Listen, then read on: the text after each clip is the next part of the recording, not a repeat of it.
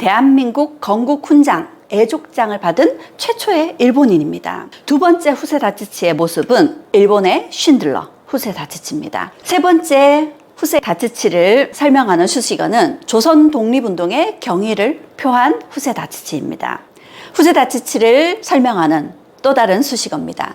독립운동가들이 우리의 변호사라 부른 후세 다치치입니다. 그는 한평생 옳고 약한 자를 위해 나를 강하게 만들어라. 나는 양심을 믿는다. 이런 신념을 가지고 살았습니다. 이 비석에는 이런 글귀가 새겨져 있습니다. 죽어야 한다면 민중을 위해, 살아야 한다면 민중과 함께. 안녕하세요. 강혜영의 친절한 역사 이야기 97번째입니다. 지난달에 이어서 오늘 만나볼 인물도 변호사입니다. 하지만 우리가 잘 알지 못하는 의외의 인물입니다. 제목은 조선을 대변한 일본의 양심 후세 다치치입니다. 매년 대구에서는 국제 뮤지컬 페스티벌이 열립니다. 지난 2021년에 대구 국제 뮤지컬 페스티벌 딤프에서 조선 변호사라는 이름의 작품이 올라갔습니다.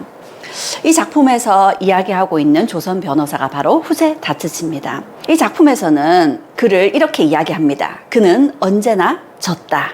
이 말이 어떤 의미를 담고 있는지 마지막에 다시 한번 등장하게 될 것 같습니다. 후세 다치치는 우리가 잘 몰랐던 인물이지만 사실 이미 알고 있는 인물입니다. 영화 박열에서 후세 다치치가 등장을 합니다. 영화에서 박열과 가네코 후미코를 변호해준 변호사가 후세 다치치였거든요. 영화 박열은 이준익 감독의 작품인데요. 이 작품이 만들어지게 된 것이 후세 다치치가 운명의 승리자 박열이라는 이름으로 박열 평전을 지었거든요. 그 책을 바탕으로 영화한 것이 영화 박열이었습니다. 지금부터 후세 다치치의 이야기를 들려드릴 텐데요.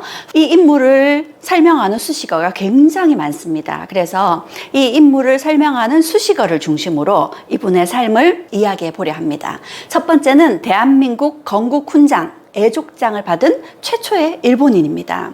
일본인이 어떻게 대한민국 건국훈장을 받았을까요? 그것도 최초의 일본인으로 말이죠. 1919년 2월 8일 날 일본의 도쿄에서는 조선인 유학생들을 중심으로 28 독립선언이 있었습니다. 우리는 2천만 민족을 대표하여 세계 모든 나라 앞에 대한의 독립을 선언한다. 이 28 독립선언을 개최했던 조선인 유학생들은 이후 일본에 의해서 체포되었습니다. 모두 27명이 체포되었고 그 중에 11명이 재판에 서게 되었어요. 이들에게는 내란죄라는 엄청난 죄목이 부여됐습니다. 이들을 변호해줄 변호인단이 꾸려졌어요. 근데 이들을 변호해주는 변호인단들은 이렇게 얘기를 합니다. 일본인 변호사 우자이 소메이는 조선은 일본이란 몸체에 행랑을 붙인 것과 같다. 행랑이 없어져도 일본의 국채는 파괴되지 않는다. 또 다른 일본인 변호사는 이렇게 변호를 합니다. 국헌문란은 인정하지만 피고를 동정해 선처를 바란다. 이들의 유죄는 인정하면서 선처를 호소하고 있었던 거죠. 이런 이들의 변호에 조선인 유학생들은 크게 반발했습니다. 그래서 이들은 자신들을 제대로 변호해줄 또 다른 변호사를 찾아 나섰던 거죠. 그게 바로 후세 다치치였습니다. 후세 다치치는 2차 변론에서 재판관에게 이렇게 질문을 합니다. 재판관은 조선을 무엇이라 생각하는가? 한일 합방은 제국주의 침략이었다. 조선 독립은 정당한 요구이며 오히려 그들을 탄압하는 것 자체가 위법이다. 그들의 무죄를, 그리고 그들이 이런 28 독립선언을 한 것은 일본이 조선을 강제로 합방했기 때문이며 당연한 권리를 얘기하는 것이다. 이렇게 변호를 한 거죠. 이 후세 다치치의 변호 덕분에 이들은 내란죄가 아니라 출판법 위반죄라고 가벼운 형을 받게 됩니다. 후세 다치치의 변호사 수임료는 0원이었습니다. 후세 다치치는 무료로 조선인 유학생들을 변호해 주었던 거죠. 그러니 조선인들, 특히 조선의 유학생들, 독립운동가들, 후세 다치치에 대한 깊은 믿음과 신뢰를 가지게 되었겠죠. 이렇게 조선인 유학생들과 함께 찍은 사진을 보면 후세 다치치를 찾을 수 있을까요? 중간에 한복을 입고 있는 모습이 후세 다치치입니다. 재판장에서는 한복을 입고 있을 수 없었지만 이렇게 조선인들과 함께 할 때는 한복을 즐겨 입었다고 합니다. 조선인들과 뜻을 같이 하겠다라는 그런 무언의 말이었겠죠. 두 번째 후세다치치의 모습은 일본의 쉰들러 후세다치치입니다. 쉰들러가 누군지 알죠? 2차 세계대전 때 유대인들을 지켜낸 독일의 쉰들러를 이야기합니다. 후세다치치는 일본의 쉰들러였습니다. 1923년 9월 1일 진도 7.9의 대지진이 일어났습니다. 이 지진에서 사망자와 행방불명자를 모두 합해서 총 40만 명에 이르는 큰 피해가 났었죠. 지진의 피해도 엄청났지만 이 지진이 일어난 시각이 낮 12시가 조금 되기 전이었습니다. 그래서 모두 점심 식사를 준비하던 때라서 엄청난 화재와 함께 그 피해가 걷잡을 수 없었죠. 일본은 크게 당황을 했고 자칫 폭동으로 이어질까 염려했습니다. 그러던 중 이상한 소문이 퍼지기 시작했죠. 조선인들이 일본인의 집에 불을 지른다. 우물에 독을 타고 있다. 그러자 일본인들은요, 각자 집에서 무기가 될 만한 걸 들고 나와서 조선인들을 닥치는 대로 학살하기 시작했습니다. 이를 우리는 관동 대학살이라고 하죠. 군대가 조선인들을 끌고 와 일렬로 세운 뒤에 기관총으로 쏴 죽였다. 조선인의 손과 발을 묶은 뒤 산채로 불태웠다. 일본도로 베고 죽창으로 찌르거나 해서 죽였다. 너무 잔인했다. 아직 죽지 않은 사람은 선로 위에 늘어놓고 석유를 부어 태웠다. 이렇게 일본은 무자비하게 조선인들을 학살했습니다. 이런 조선인 학살에 보이지 않지만 일본의 군부, 일본의 정부가 개입돼 있었습니다. 후세다치치는 일본 정부에게 진상을 알리고 피해 조사를 정확하게 하라고 촉구를 했습니다. 하지만 일본은 이 일과는 전혀 무관하다 하고 후세다치치의 말에 아무런 반응이 없었습니다. 시간이 한참 지나고 난 후 일본은 조선인 피해자가 231명에 불과하다고 발표를 했죠. 그러자 후세다치치가 직접 돌아다니면서 조선인 피해를 조사를 했습니다. 후세다치치가 조사한 바로는 조선인의 학살 피해가 최소 6천 이상은 된다는 거였죠. 후세다치치가 중심이 되어서 관동 대학살의 조선인 학살 피해자들에 대한 추도회가 열렸습니다. 그곳에서 그는 이렇게 이야기를 했죠. 그들의 영혼은 죽어도 죽을 수 없는 무념에 혀를 악물고 있다. 생각하면 생각할수록 너무나도 잔혹한 비극이다. 조선 동포 6천은 학살되었다. 어떤 말로 추도하더라도 조선 동포 6천의 유령은 만족하지 않을 것이다. 그렇게 그는 억울하게 희생된 조선인 피해자 6천 명을 위한 추도회를 열었고요. 이런 학살을 방관한 일본을 대놓고 비판했습니다. 그뿐만이 아니었습니다. 그 당시 조선의 동아일보, 조선일보에 공식적인 사과문을 실었습니다. 조선인 학살 문제에 대하여 일본인으로서 깊이 사죄하고 책임을 통감합니다. 이렇게 공식적으로 사죄를 한 이는 그가 유일했습니다. 그리고 그는 이 조선인 대학살을 피해 도망다니던 조선인들을 100여 명이나 자신의 집에 숨겨주고 그들에게 숙식을 제공해 주었다고 하죠. 그러니 그를 두고 일본의 신들러라고 할 법하죠. 세 번째 후세다치치를 설명하는 수식어는 조선 독립운동의 경위를 표한 후세다치치입니다. 후세다치치는 도대체 어떤 인물이었길래 조선인 유학생들을 변호해주고 관동 대학살 당시 조선인들을 구하려고 이렇게 직접 뛰어들었던 걸까요? 그리고 일본을 대변해서 조선에 사과문을 실었으니 그를 바라보는 일본의 시선이 그다지 곱지 않았을 겁니다. 그는 도대체 어떤 사람이었길래 이런 행동을 했던 걸까요? 그는 어려서부터 한학을 공부했다고 합니다. 그리고 한학에서 묵자의 겸해 사상에 심취했다고 하죠. 묵자는 자신과 남을 구별하지 않고 사랑하라, 차별하지 않고 사랑하라 라고 이야기를 했던 사람입니다. 그런 묵자의 사상에 심취해 있던 그가 굉장한 문제의식을 느낀 것이 있었는데 한반도의 청일전쟁에 그리고 동학농민운동을 진압하는 데 참여하고 돌아온 마을 사람이 있었습니다. 이 사람은 동학농민 교도들을 무참하게 학살하고 그걸 아주 자랑스럽게 이야기하던 사람이었습니다. 동학농민운동을 진압하던 일본군들은 신식소총의 기관총까지 동원해서 동학농민군을 진압했습니다. 반면에 동학농민군은 구식 화승총에 죽창을 들고 싸웠거든요. 그러니 일본인들의 피해는 거의 없었고 무려 3만 명에 이르는 동학농민 교도들이 무참히 학살되었습니다. 그런데 그걸 고향에 돌아와서 이렇게 사람들에게 자랑스럽게 떠벌리고 있었던 거죠. 그런 모습이 후세 다치치에게는 굉장히 불편하게 받아들여졌습니다. 왜냐하면 또 그 시기 후세 다치치는 톨스토이의 문학에 그리고 톨스토이의 휴머니즘에 빠져 있었거든요. 톨스토이는 자신이 대주주인 것을 부끄러워했듯이 후세는 자신이 일본인임을 부끄러워했습니다. 그리고 후세 다치치는 자신이 원하는 삶을 살기 위해서 무엇을 공부해야 될까 하던 끝에 법학을 공부하게 됩니다. 1899년에 메이지 법률학교에 진학을 했죠. 그리고 1902년에 졸업을 하고 판검사 시험에 응시를 했습니다. 그리고 그가 드디어 1902년 검사 대리에 임명이 되었죠. 지금으로 얘기하면 검사가 된 겁니다. 그런데 검사가 되고 얼마 후 하나의 사건을 보게 되었는데요. 생활고로 엄마가 아이와 동반 자살을 하려 하다가 실패했습니다. 아이는 그만 세상을 떠났고 엄마 혼자 살아남았고 엄마는 자수를 했습니다. 그런데 그 어머니에게 살인미수라는 제목으로 기소를 해야 됐던 거죠. 후세 다치치는 이렇게 생각했습니다. 살인미수로 기소를 할 것이 아니라 이들이 생활고로 이런 선택을 할 수밖에 없었던 일본의 구조적인 문제를 해결해야 된다고 생각했던 거죠.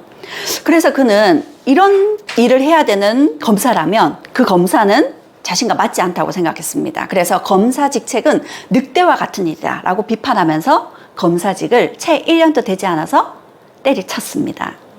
그리고 변호사의 길로 접어들었죠. 후세 다치치는 변호사 사무실을 열었습니다. 그런데 처음부터 변호사 사무실이 잘 되었던 건 아닙니다. 제대로 된 사건이 들어오지 않았고요. 그러다 보니까 변호사 시험에 합격하지 못했던 법률 브로커들이 가져오는 소송들을 맡아야 됐습니다. 그런데 그런 일들은 정당한 일이 아니었고 무엇보다 보람이 없었죠. 특히나 부인이 곁에서 그런 일들을 맡지 않도록 했고 그런 브로커들이 변호사 사무실을 찾아오지 못하도록 내조를 해주었다고 합니다.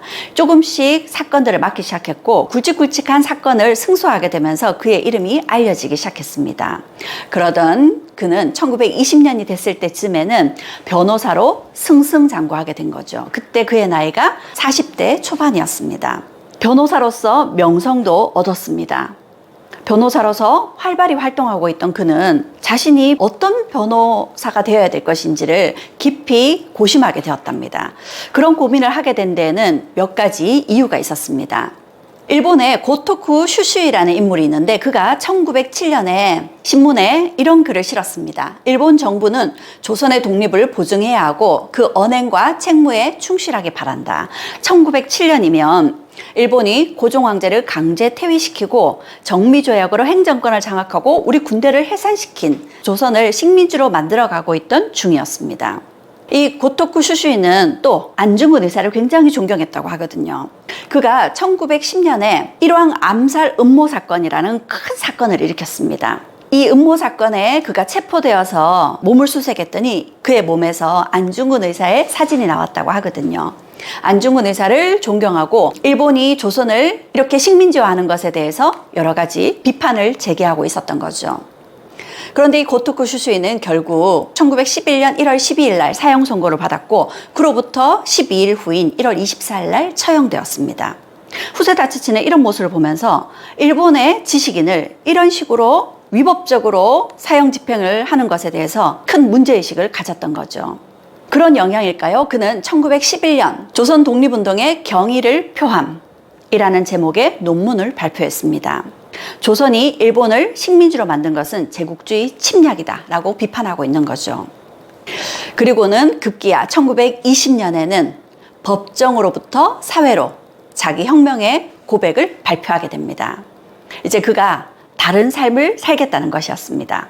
법정으로부터 사회로 자기 혁명의 고백, 그 일부 내용을 살펴보겠습니다.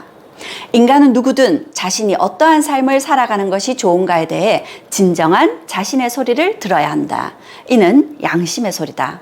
나는 그 소리에 따라서 엄숙히 자기 혁명을 선언한다. 나는 변호사로서 세상으로부터 인정받아 왔다. 그러나 이제부터는 나의 활동 장소를 법정에서 사회로 옮기겠다. 이제 범위를 좀 더 확대시켜서 사회의 약자들을 위해서 그들의 편에 서서 사회운동가로서의 삶을 살겠다는 선언이었습니다. 그리고 그는 1921년 자유법조단을 결성합니다. 약자들의 편에 서서 변호 활동을 벌이는 그런 단체를 만든 거였죠. 그리고 이제 후세 다치치의 삶은 달라지기 시작했습니다.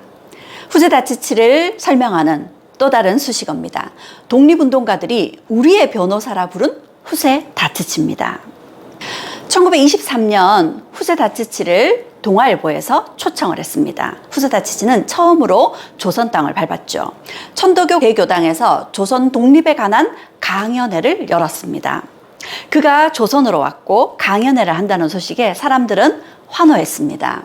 일본은 후세 다치치의 강연을 굉장히 민감하게 받아들였습니다. 후세 다치치의 강연 중간중간에 이렇게 일본 순사들이 서서 그의 발언을 제재하기도 했었습니다. 그는 전국을 돌아다니면서 여러 차례 강연 활동을 했습니다. 그렇게 그가 강연을 위해 국내에 들어와 있을 때 마침 큰 사건이 일어났습니다. 영화 밀정에서 다룬 실화이기도 한데요. 의열단원이었던 김시현이 황옥이라는 친일 경찰의 도움을 받아서 국내에 36개의 폭탄과 5개의 총을 밀반입했던 거죠.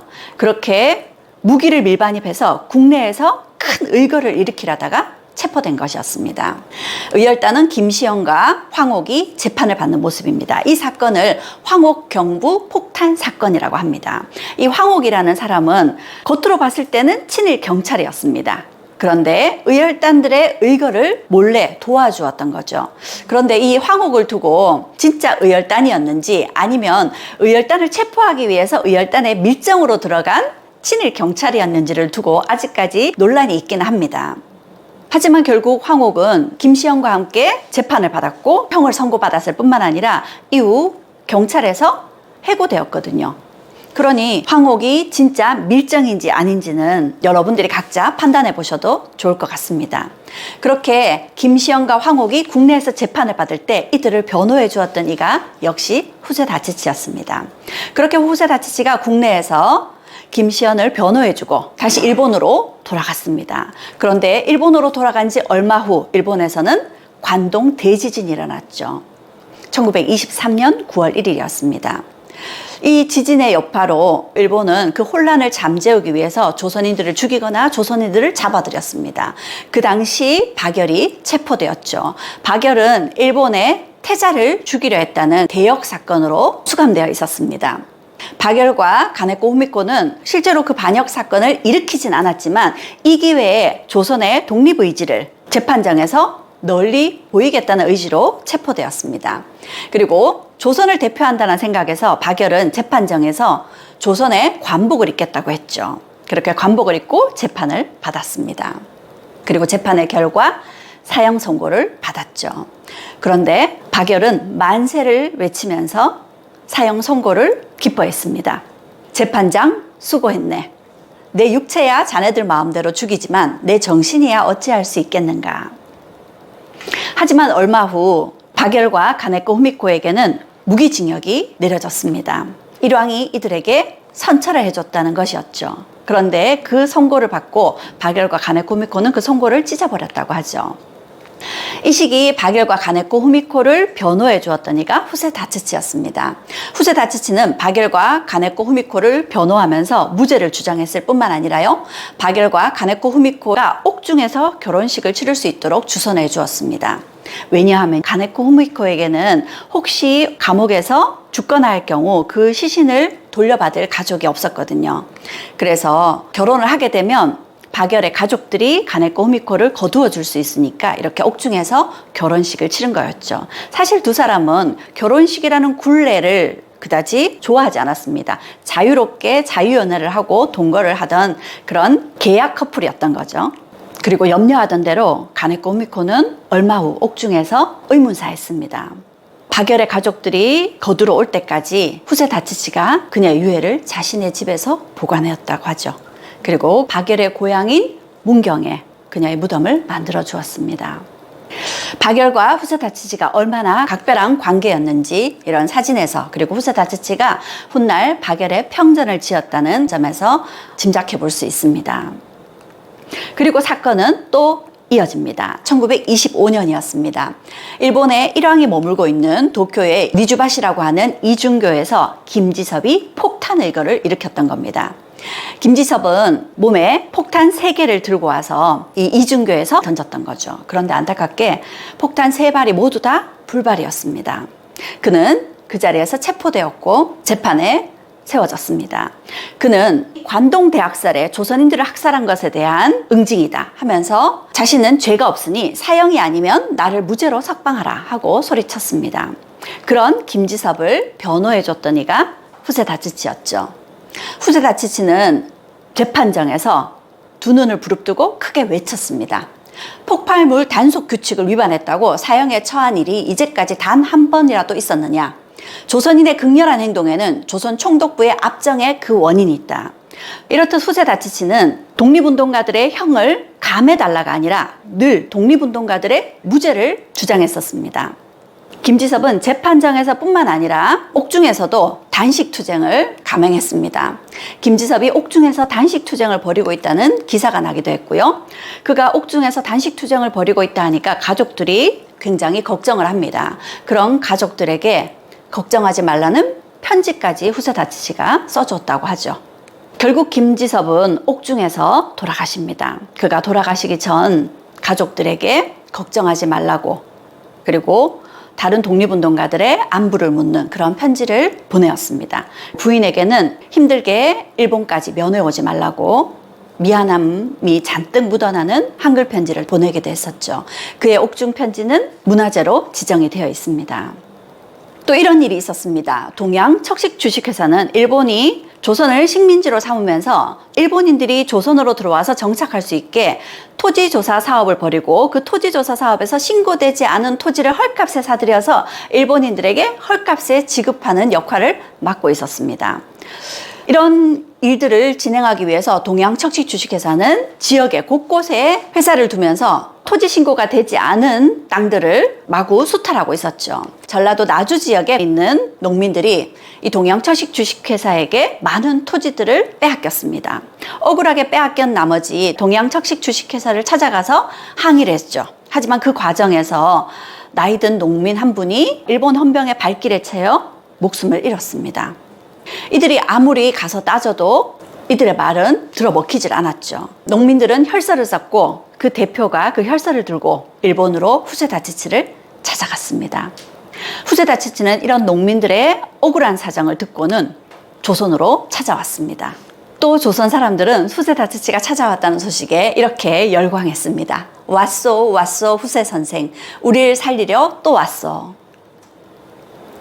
후세다치치는 조선으로 와서 이 토지 수탈을 두고 동양척식 주식회사의 사기 행각이라고 거세게 비판했습니다. 후세다치치가 이렇게 적극적으로 나서자 동양척식 주식회사는 급히 농민들을 달래고 타협점을 찾으려 애를 썼습니다.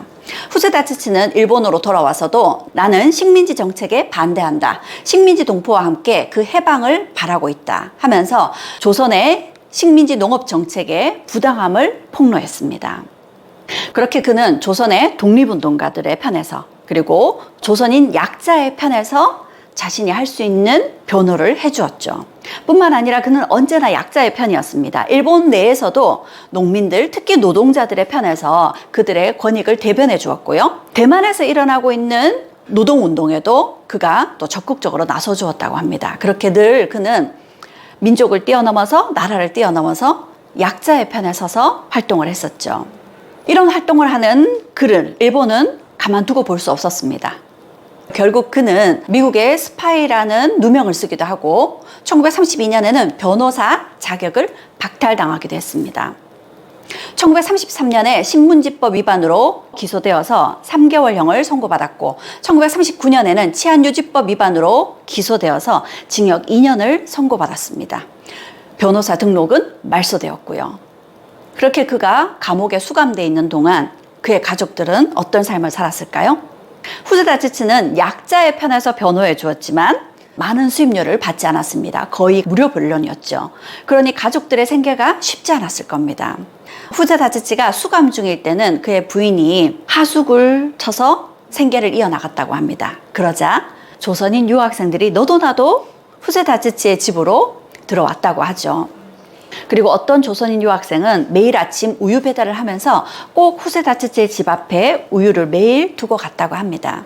그렇게 알게 모르게 자신들의 편에 서주었던 후세다츠치의 고마운 마음을 조선의 유학생들 그리고 조선인들은 보답하고 있었죠.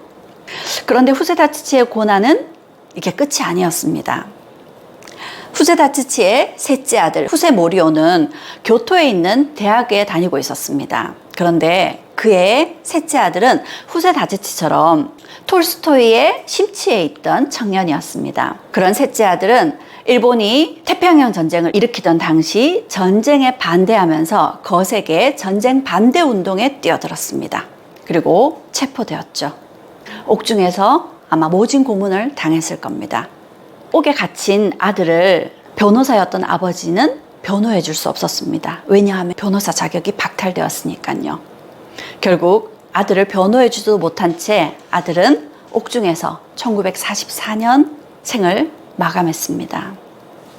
그런 셋째 아들의 죽음에 후세다츠치의 큰아들은 아버지 때문에 동생이 죽었다고 아버지를 탓하기도 했습니다. 누구보다 후세다츠치의 마음이 가장 괴롭고 힘들었을 겁니다. 몸져 누운 후세다츠치, 그는 1945년 8월 15일 조선의 독립 소식을 듣고 조선의 독립을 진심으로 축하한다. 이날은 나에게도 자유의 날이다 하고 진심으로 기뻐해 주었습니다.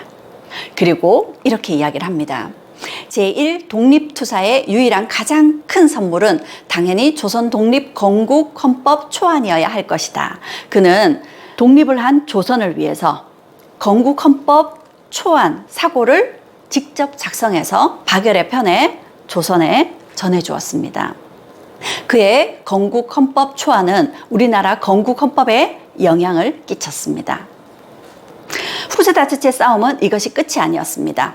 조선의 독립 이후 후세다츠치는 일본에 남아있는 제1조선인을 위한 또 다른 싸움을 시작했습니다. 조선이 독립이 되고 난 이후 후세다츠치는 변호사 자격을 다시 회복했습니다. 그리고 자유법조단을 다시 결성했죠. 이들과 함께 일본에 남겨진 조선인들, 여전히 약자였던 그들에게 힘이 되어주는 활동을 이어나갔습니다. 제1조선인들의 인권 신장을 위한 선거권 부여 운동을 확산시켰고요. 그리고 일본 땅에 남겨진 조선인들, 일본 땅에서 생계를 이어나가기 쉽지 않았습니다. 그래서 조선인들 대다수가 막걸리를 만들어 몰래 팔았다고 하죠. 결국 이 일로 많은 조선인들이 고초를 겪게 됐는데 후세다츠치는 이들을 변호해 주었습니다. 조선인들이 몰래 막걸리를 빚어서 생계를 이어나가는 것은 그들의 탓이 아니라 일본에 남겨진 조선인들의 생계 문제, 그들의 직업 문제를 해결하지 못한 일본의 탓이다. 이렇게 비판을 했던 거죠. 그렇게 이후에도 그는 일본에 남겨진 조선인들의 편에서 살았습니다. 그러던 그는 1953년 72세로 돌아가셨습니다. 그는 자신은 조선인들과 뜻을 같이 한다. 조선인들의 편이다. 약자들의 편이다. 라는 걸 그들에게 보여주기 위해서 한복을 즐겨 입었다고 하죠. 그는 한평생 옳고 약한 자를 위해 나를 강하게 만들어라. 나는 양심을 믿는다. 이런 신념을 가지고 살았습니다. 그리고 그는 많은 조선인들에게 이렇게 이야기를 했죠. 나는 지더라도 당신들의 뜻은 지지 않을 것이다. 후세다츠치를 기리는 사람들이 점점 늘어났고 이들의 기금을 모아서 후세다츠치의 비석이 세워졌습니다. 이 비석에는 이런 글귀가 새겨져 있습니다. 죽어야 한다면 민중을 위해, 살아야 한다면 민중과 함께. 이렇게 후세다츠치는 우리에게 매우 특별한 사람이었습니다. 후세다츠치 앞에 붙는 수식어가 이렇게 많은 걸 보면 그가 어떤 삶을 살았고 우리에게 그가 어떤 존재인지를 잘 설명해 주는 것 같습니다. 후세다츠치처럼 신념대로 사는 것 쉽지 않습니다. 그렇다고 신념조차 없이 살아서야 되겠습니까? 후세다츠치의 삶을 보면서 이런 생각이 들었습니다. 바쁘다는 이유로 남들도 다 그렇게 사는데 이런 핑계로 내가 어떻게 살아야 되는지 나의 신념은 무엇인지 들여다볼 생각조차 하지 않았던 것 같습니다. 그래서 이런 말씀을 드리고 싶습니다. 내 안에서 울리는 양심의 소리에 답하는 삶을 사시라고요.